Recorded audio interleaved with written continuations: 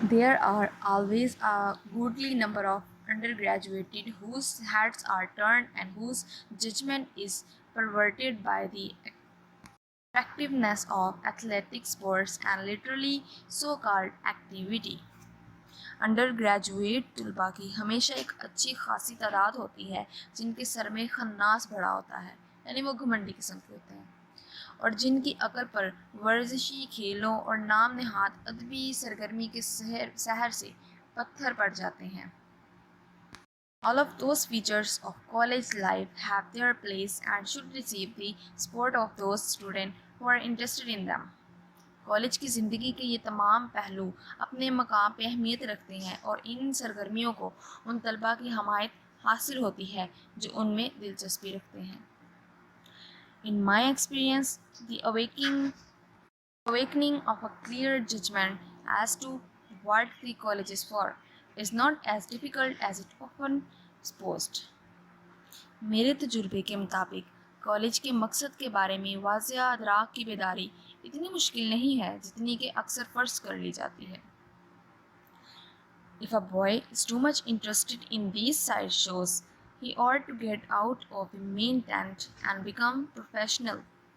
اگر کوئی لڑکا اس کھیلوں میں یا غیر متعلقہ سرگرمیوں میں بہت زیادہ دلچسپی رکھتا ہے تو اسے اصل مقصد سے کالج سے باہر نکلنا چاہیے اور پیشہ ور کھلاڑی بننا چاہیے. But most of them really are not, and if reasoned with by a friend who knows youth and understands the importance of the college opportunities.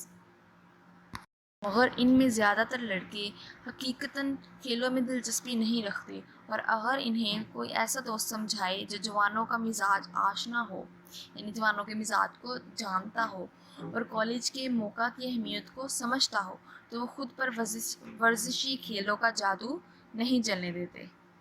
They will not allow themselves to be swept off their feet by athletics. یعنی وہ خود پر ورزشی کھیلوں کا جادو نہیں چلنے دیتے، وہ سمجھ جاتے ہیں، اسے تھوڑا پرہیز کرنے کی کوشش کرتے ہیں. I do not think that this sort of thing is as serious a reason for failure as to some of the critics of our colleges who see these things from the outside and at a long ranges. میں نہیں سمجھتا کہ اس قسم کی چیز ناکامی کی اتنی سنجیدہ وجہ ہے جتنی کہ ہمارے کالجز کے وہ چند نکات سمجھتے ہیں جو جتنے کہ ہم کالجز کے وہ صاحب سمجھتے ہیں جو چیزوں کو اوپری طور پر اور بہت دور فاصلے سے دیکھتے ہیں. A few lazy bluffers drift into college and usually drift out again.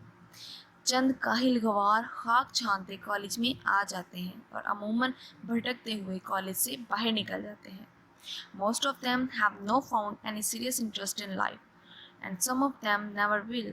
ان میں سے زیادہ تر نے زندگی میں کوئی سنجیدہ دلچسپی نہیں پائی ہوتی، یعنی ان کی زندگی کا کوئی اصل مقصد نہیں ہوتا، اور ان میں سے چند کبھی پائیں گے بھی نہیں. It is usually wise to let them retire to the cold world for a reason and find out by experience how much demand there is for a lazy bluffer. عموماً یہ ایک دانش مندی ہوگی، عقل مندی کی بات ہوگی کہ انہیں ہوش مندی سیکھنے کے لیے ظالم دنیا میں آزاد چھوڑ دیا جائے، تاکہ وہ اس تجربے سے جان پائیں گے کہ اس دنیا میں ایک کاہل گوار خاک چھانتے ہوئے کی انسان کی کتنی چاہت ہے. Sometimes they learn their lesson and return to do first-rate work. بعض اوقات وہ سبق سیکھ لیتے ہیں اور بہت عمدہ کارکردگی دکھانے لوٹ آتے ہیں. But the burden of proof is always on them to show that they mean business.